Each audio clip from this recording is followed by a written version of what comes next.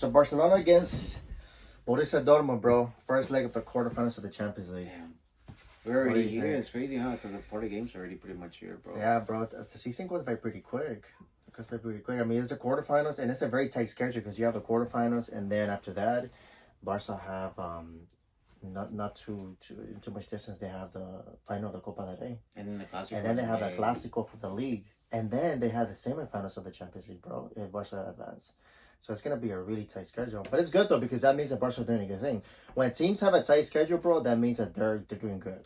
That's what essentially you want your team to be in. You want your team to be in those tight schedules, and that's when you really see who comes out on top and who's a better team, right? Because they're able to go ahead and handle those tight schedules. But yeah, anyways, so what do you think is gonna be the starting lineup for this game? You know what? During the weekend, bro, I know that Inigo Martinez didn't play because he got injured. It was a muscle strain, right? Mm-hmm.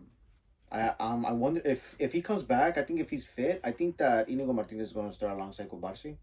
So same thing, bro. I don't think it's not much is going to change. I think it's going to be obviously Conde, Kubarsi, Inigo, and then we're gonna have Bal. Then we're going to go ahead and have also Pedri the Young, and then you have your Lamine Yamal, obviously Rafinha, Lewandowski. The only doubt would be if again almost injured, so Fermin or Gavi. Who would you put in that?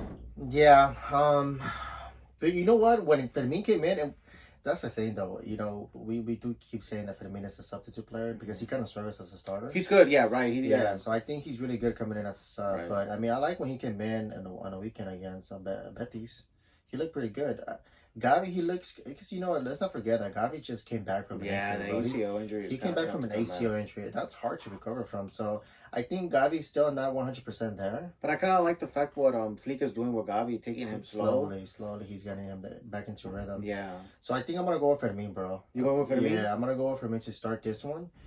Because I think you're gonna need a lot of pace and you're gonna need a lot of running. And for some reason, Gavi, even when it comes to pressuring, he's not 100% there like he was before. That's kind of like the impression that I got when I was watching him against Betis. You know what? I actually don't think that to be honest, bro. I think that against Real Betis, I really liked the way Gavi was playing, bro. Yeah, maybe. I think Gavi was playing good, and I think I will actually start Gavi over Fermin, and I think the reason why is because. And I do agree with you on that Fermin tends to be like a substitute player. Yeah, I feel that. But then again, I don't know. It's just so hard, to decide between both of them because they're both kind of similar, in my opinion. I do think that the only difference between Gavi and Fermin is that, in my opinion, I feel like Fermin sometimes messes up more on the final third. More than Gavi does. Yeah, his decision making. I think Gavi's decision making is a little bit better than Fermin's. Right. That's true. Yeah. That is true. Yeah, you can't go wrong, bro. But the good thing is, like, unfortunately, right? I think it would be really better, considering that position. I think that if Olmo was available, I think it'll be. But unfortunately, he's not going to be available. Yeah, but unfortunately, you don't have Casado either because you can play Pedri as a cam. Yeah, but you don't have that option because he's out for the rest of the season. So, I mean, you can't go wrong. But what about the number 9? Would you start Lewandowski or Ferran Torres? Man, that's a tough one, bro. Because up to like I think in the beginning of the season, I never thought.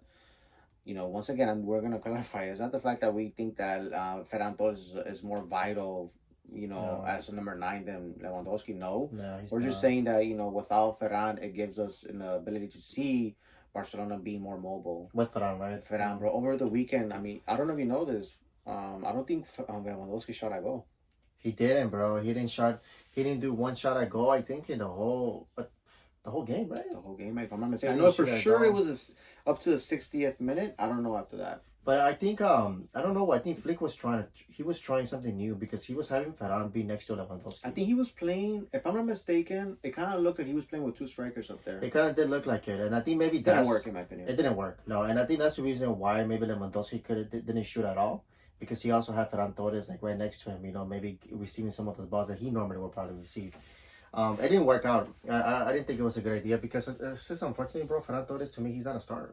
No, he's just not a starter. So I think Ferran Torres he's been good and vital for Barca coming in as a sub. Yeah, as a sub. He did good against Madrid, but yeah, when he comes in as a sub, he does pretty good.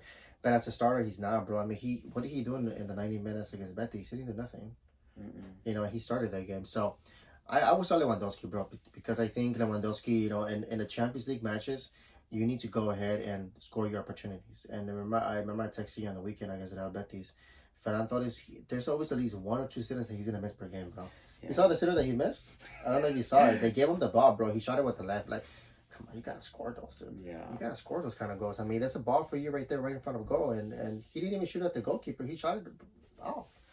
Yeah, you know what? And when you did text me that, I do agree with you because I think the same thing. The thing about Ferran Torres is that if he cannot play a whole 90 minutes in a game because there's going to be a lot of mistakes that he's going to make, and he is going to make he's gonna miss certain goals. He might make, let's say, if he has 5 chances. In my opinion, I think he's one of the type of players that is going to make 1 or 2 goals, and the next 3, it's like you'll see them either. And he'll have at least one sitter that he misses. Yeah. So yeah, so I will start Lewandowski, bro. I will go. I agree with you. I started Lewandowski as well. I will go Lewandowski and you know it's gonna be at home the game, so you know Barca need to get a good result. Yeah, the away goals don't count anymore. Yeah. But you know the home advantage is there, and Borussia Dortmund are stronger at home in my opinion than they are away. I agree with you. That one of the Borussia Dortmund stadiums is one of the hardest stadiums. It is. It's a tough stadium to play in. So I think Barca needs to go ahead and get a good result.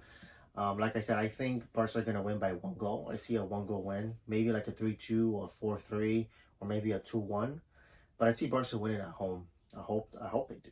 I actually, like I said, bro, I mean, maybe I'm wrong for this. I don't know. I guess we'll see. But I actually see Barcelona Scoring more goals. Yeah. And I actually think that I'm going to see how Barcelona is going to have fun on the pitch, bro. I do agree. I do think that. I think that Barcelona is going to probably... I hope so because, you know, on the weekend, they're kind of sluggish, They did, bro. But I think they're tired. They look tired. They're like a little tired, bro. I think that Barcelona, you know, and I think it's just way too many freaking games that they have to play. A lot of bro. games, yeah. It's just way too many games that they have to play, and you know you can tell even Lamine Yamal, you know, wasn't fresh. He wasn't at his best. So he wasn't having a good game. So, but even then, they didn't have a good game. Like Pedri didn't have a good game either, bro. No, Pedri looked there towards the end. That's where I think Flick took him out. He looked and tired. De Jong too. I think De Jong was tired as well. Yeah, they looked tired, bro. So I think it was good that Flick took him off to give him some rest. I agree with you. I think that was good to give him some rest so they can prepare for the Champions League. Yeah, I mean, I hope so, you know, because, you know, it's starting to get to that moment where, you know, these crucial games, dude. Crucial games, and, you know, 1 defeat can basically get you knocked out of the competition, right? I agree with you. It could, because, you know, let's say you have a horrible game at home, right, against Borussia Dortmund, and then away, it's going to be harder for you to recover from that. So, yeah, I hope Barca have a good game, you know. I see a win from Barca. But like I said, I think it's going to be like about maybe a 1-goal win. I will see it. All right. Well, I wouldn't see too much of a difference. Let's talk about some of the other games then. Let's talk about, like, for example, Arsenal versus Madrid. You remember in the beginning of the season, we kind of talked about Arsenal versus Madrid. In the beginning of the season, right, we did say that, you know, we wanted to go ahead and potentially see Arsenal versus Madrid because it's going to be a good game in my opinion. I don't think that Arsenal is a bad team. Yes, they also have a lot of injuries, unfortunately. Yeah. But I don't think they're a bad team. Now, what is your score prediction for that game? So up until I would say up until Gabriel got injured, because you know Gabriel got injured, right? That's Arsenal's one of the best defender. Yeah. So up until now, bro, when Gabriel got injured, I had Arsenal winning the tie. You know, I didn't individual games. It's kind of hard to predict. Yeah, it's hard to predict. Individual games, I would have told you. I think Arsenal are winning at home, but I think Madrid are winning at home. Mm-hmm. Overall, in general, overall, I think in general, I think Arsenal will score more goals. So I think Arsenal would have advanced. But now that Gabriel got injured, bro, I think their chances kind of diminished a little bit. Yeah, just a little bit. Just a little bit. I think because I was watching the highlights between Everton and Arsenal the past weekend, and Arsenal did give up chances. They gave their opponents chances to score. So I think Madrid, you know, they're gonna have chances, a lot of chances, dude. Especially because, you know, they have fast players and whatnot. So I think it's gonna come down to, you know, how well Arsenal defend. I think if Arsenal are able to defend well, I think that they're gonna win. Even I think they have the possibility of winning both games, because I think in midfield Arsenal are better than Madrid in terms of like how they play, build up play. Oh, okay. I think not individual players, but how they play. Build up play. Yeah. I think in terms of build up play, coming from the middle or coming from the back to the middle and going to the forward, I think Arsenal are better than Real Madrid, especially Real Madrid, bro. Real Madrid right now, they look sluggish, they look bad, but then again, we always say that, bro, and they managed to somehow advance in these competitions, and you know, in these latter stages of the Champions League. So, I think the first leg is in the Emirates, right? You know what? To be Um, honest, I'm not too sure where it's at, but I hope that it is at the Emirates because like we've always said too, bro. A lot of teams they go to the mhm. Santiago Bernabeu and their And the legs get chocolate shaky, town. and then it's Yeah. like they can't go ahead and actually try to like maybe finish a game So I think there. for Arsenal will be better if the first game is in the Bernabeu then, right? I think at home. You think the first game at I home will think be at better home for them? because if they play, in my opinion, right, the reason why I say at home is better for them is because let's say that they do play at the Santiago Bernabeu at 1st. I feel Mhm. like what Madrid's gonna be good right there. And Yeah. I feel like whatever happens then, I think that it could potentially, you know, cause Arsenal to go ahead and not play good Yeah. and go back home and lose the game. And then Madrid do have more experience than Arsenal in these stages Yeah. of the Champions League, so that can also play a key role in You, it. you know what? I'm gonna go ahead and say, Bram, I think that Madrid wins. I know, and like I agree with you, right? I Uh, was wanted to go ahead and also say that I thought that Arsenal was going to go ahead and give Madrid a yeah, I chance and did. eliminate them. I said Hmm. that, Yeah. but going, and we talked about this many times. Football is so unpredictable, and the reason why is because a lot has to do with how teams come in, Hmm. injuries, how they're playing, momentum, Hmm. everything dictates that. Yeah. So you can't just go say, yeah, Madrid's gonna win Champions League from here to because they could be plunged by injuries. We don't Yeah. know. Yeah.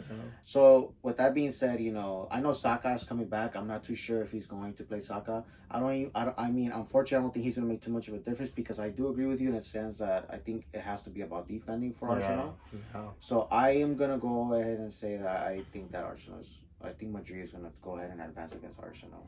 Yeah. I Whether if mean, it's going to be a good match or not, sorry, I think it's going to be a good match. It's going to be entertaining, but I think overall Madrid's going to take the edge. yeah, I think so. I think so as well. I think before, it's because, when you lose one of your best defenders, bro, it makes a big difference. Yeah.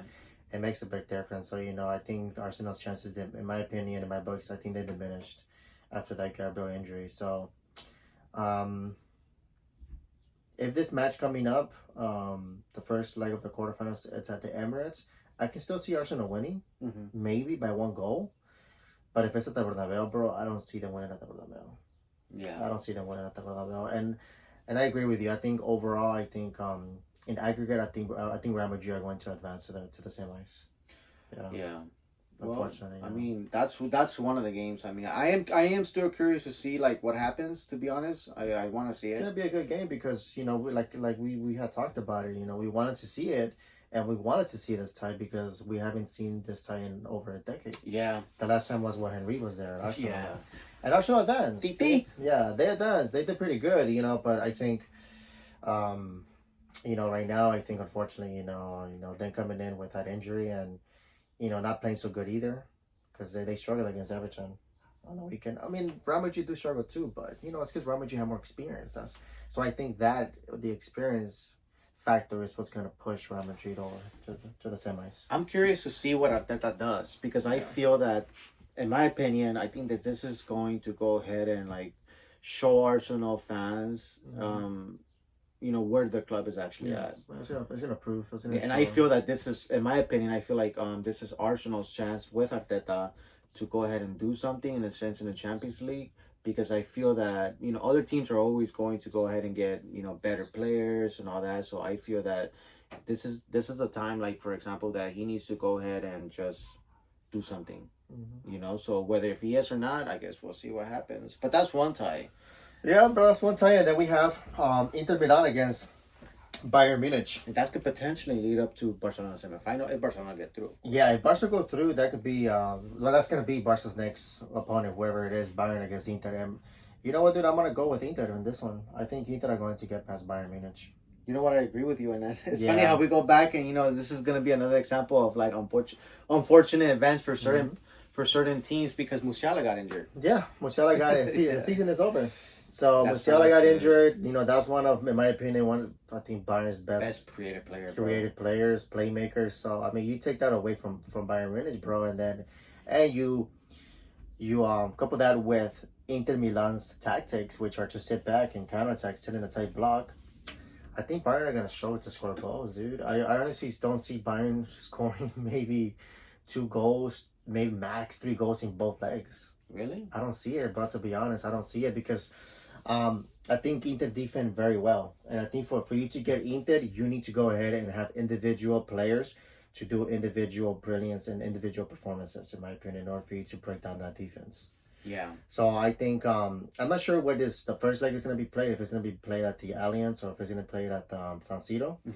But if it's played at the San Siro, I don't see Bayern Munich winning. If it's at the Allianz, maybe Bayern can win by 1 goal or get a tie. That's gonna be a good game to see, but It is not. It'll be a good game to see, but I will admit it's not going to be the most entertaining in my opinion, because you're gonna have an Inter Milan, pretty much just sit back, defend, counterattack, and then in my opinion, you're gonna have also Bayern Munich who's gonna try to go for the game. These are the kind of matches that, for example, it makes me nervous if Barcelona had to face Inter, which could potentially happen. I want that to happen. Yeah, it could happen because remember, let's not forget that Inter Milan eliminated Barcelona from the Champions League. They did, bro. From the group stages, No, Inter Milan has been Barca's nightmare in the Champions League, bro. Since Mourinho. Remember Mourinho's... Yeah. Bro, Mourinho, he basically prevented Barca from winning another treble that season. Yeah.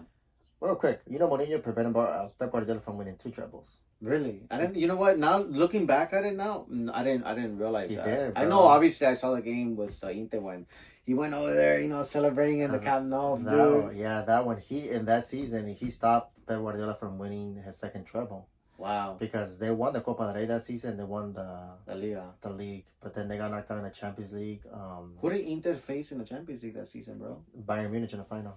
And they beat Bayern Munich. That was not too much of a strong Bayern Munich. Right? It wasn't a very strong Bayern Munich. They beat them 2-0, but I think goals from Diego Milito. And then the second time was Real Madrid when he took the Copa del Rey away from Barcelona. From with Cristiano Ronaldo header. Yeah, that episode 2 times he prevented Pep Guardiola from winning 2 trebles, bro. Pep Guardiola could have came out with three out of 4. 3 trebles, bro. He could have came out from Barcelona, dude. It kind of just goes back and just kind of shows you how how football is, and but just also one game away, just one game away from winning the treble. That's how it is. You're just one game away from being knocked out. And sometimes it's not that much, things that a team, a coach can go ahead and do, bro. It's out of their control sometimes. But anyways, yeah, let's get back to the tie. So yeah, I think. What do you think? You think,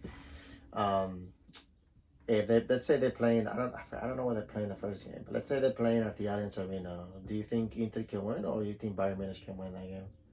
Or vice versa, if they're playing at the San Siro, who do you think will win? It's gonna be funny because I'm gonna say Bayern Munich wins. You think Bayern wins? I think Bayern regardless of the stadium, regardless of the rest of the city. I think that's kind of hard to predict. Yes, but I'm going to go ahead and I'm going out on a limb here, and I'm going to say that Bayern wins the tie. Bayern wins the tie. Oh, okay. Yeah. I mean, to be honest, I hope so, bro, because I would like to see a Barca advance, right? Barca against Bayern Munich, rather than seeing Barca against Inter. Yeah, I think that Bayern wins the tie, but I'm not gonna go ahead and say, oh yeah, definitely. No, I just think that it's gonna be an edge.